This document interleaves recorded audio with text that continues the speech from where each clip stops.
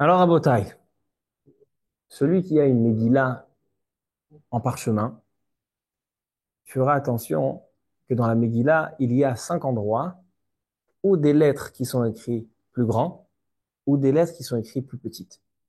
Vous vous êtes posé la question une fois, pourquoi il y a des grandes lettres et des petites lettres dans la Megillah? Même dans la Torah, d'ailleurs. Dans la Torah aussi, il y en a beaucoup. Mais dans la Megillah, 5 fois. Donc, je voudrais me focaliser sur la Megillah. Pourquoi il y a des grandes lettres? Pourquoi il y a des petites lettres?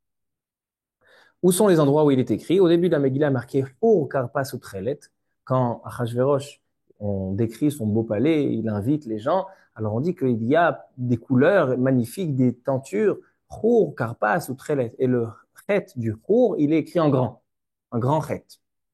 Après, à la fin de la Megillah, dans les 10 fils de Haman Aracha, il y a la liste des 10 fils qui ont été pendus. À la fin de l'histoire, ils ont été pendus sur un arbre, les 10 enfants de Haman Aracha.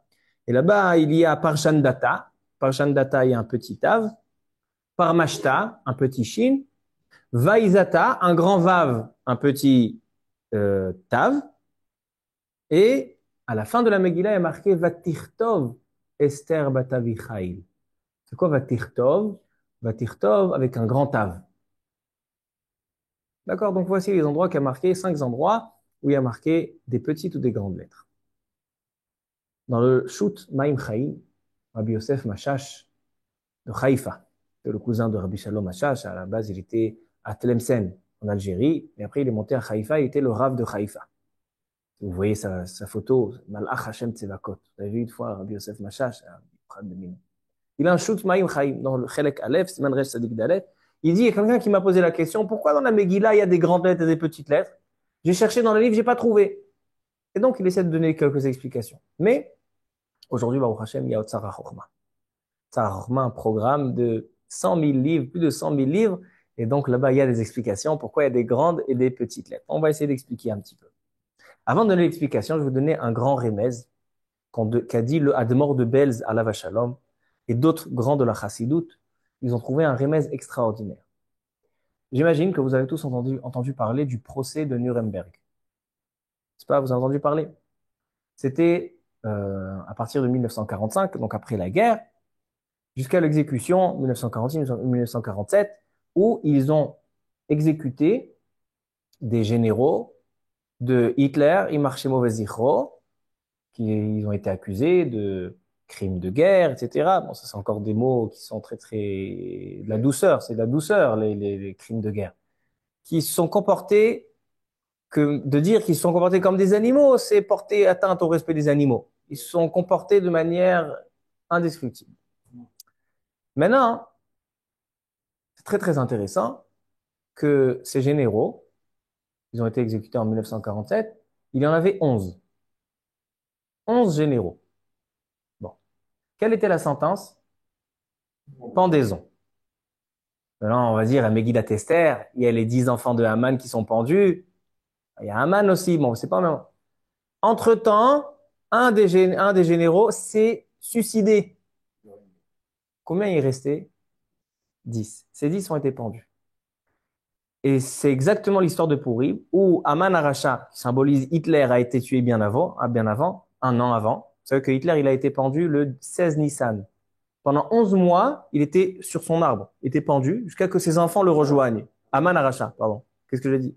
Hitler. Alors donc, Haman, il était pendu pendant 11 mois sur cet arbre. Ainsi, ici, Hitler a été tué, et après, tous ces cavaliers, 10 personnes. Non, ça c'est Nechmad, c'est intéressant, d'accord? Les 10 personnes pendues comme les enfants d'Aman. Mais écoutez bien. Les 3 petites lettres qui sont dans les enfants d'Aman, on a dit que dans la liste des enfants, il y a Parshandata, Parmashta, Vaizata. Quelles sont les petites lettres? Il y a un petit Tav, un petit Shin et un petit Zaïd. Et un grand Vav. Donc ça fait Vav Alafim, Taf Shin Zain. Vav Alafim, Taf Shin Zain, c'est l'année hébraïque de 1947, l'exécution de ces 10 généraux. D'avoir Ma'aniyet. Ça, c'est un remède qu'ils ont trouvé. D'accord? Donc ça c'est l'année. Et même les Alafim, Vav Alafim, c'est rapporté ici. Donc, alors maintenant, ça, c'est de manière un remède. Maintenant, pourquoi? Quelle explication d'autres remazim? Le Rav Shlomo El Kabetz, l'auteur du Lechadodi. Il a un livre sur la Megillat Esther qui s'appelle Manot HaLevi. Manot HaLevi, c'est les plats du Lévi. Rav Shmuel Kabetz était Lévi. Et pourquoi il a nommé son livre un plat, un repas? Parce qu'il a envoyé à sa fiancée en tant que Mishloach Manot. D'accord? Il s'est fiancé avec sa fiancée. Mishloach Manot, c'était Manot à Lévi. Est-ce qu'elle a lu, elle a pas lu, elle a kiffé, elle a pas kiffé, je sais pas. En tout cas, c'était son Mishloach Manot à sa fiancée. Et dans le livre dans le livre Manot à Lévi, il est écrit au nom de Rabbi Eliezer Migarmaïza, Baal HaRokeach. Baal HaRokeach, Ben Issachar, il dit que toutes ces paroles, ils ont été dévoilées par Eliyahu Hanavi. Alors lui, il dit, le Baal HaRokeach, il dit, c'est quoi le grand chet? Il y a un grand chet dans la Megillah. Chour karpas utrelet. Il dit, quand Achashverosh, il a montré sa richesse, il a montré son palais, la beauté de son palais, etc. Qu'est-ce qu'il a montré aussi? Il a montré aussi les habits du Kohen Gadol. Il s'est vêtu les habits du Kohen Gadol, Agmara, elle dit. Combien il y a d'habits de Kohen Gadol?